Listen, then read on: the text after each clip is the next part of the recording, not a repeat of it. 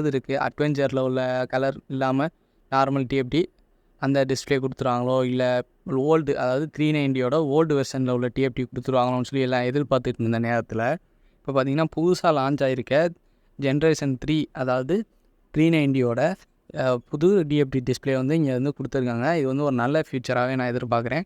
அது மட்டும் இல்லாமல் சஸ்பென்ஷன் வந்து சேஞ்ச் பண்ணியிருக்காங்க. ஃப்ரண்ட் அதே தான், ரியர் வந்து சஸ்பென்ஷன் கொஞ்சம் சேஞ்ச் பண்ணியிருக்காங்க. அது வந்து வந்ததுக்கு அப்புறமாட்டி தான் நமக்கு முழுமையாக தெரியும் சஸ்பென்ஷன் எப்படி நல்லா இருக்கா இல்லை என்ன இப்போ எப்படி இருக்குதுன்னு சொல்லி தெரியும். அப்புறம் பார்த்திங்கன்னா எல்இடி அதாவது எல்இடி இண்டிகேட்டர்ஸ் வந்து ஃப்ரண்டில் மட்டும் ஃப்ரண்ட் சஸ்பென்ஸோட ஆட் பண்ணியிருக்காங்க.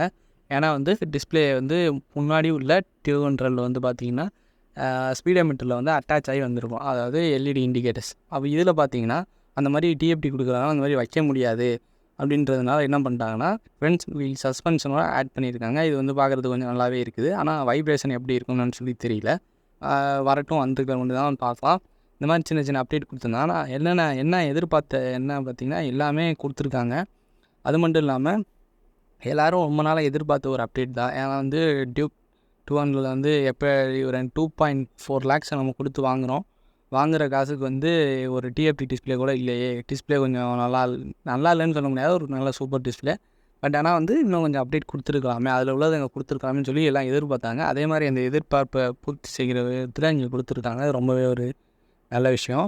பார்த்திங்கன்னா ஓகே, சூப்பராக இருக்குது. நீங்கள் இந்த டிசைனை பற்றி என்ன நினைக்கிறீங்க? அதே மாதிரி டிசைன் வந்து பொறுத்தளவு அதே டிசைன் தான் இருக்குது.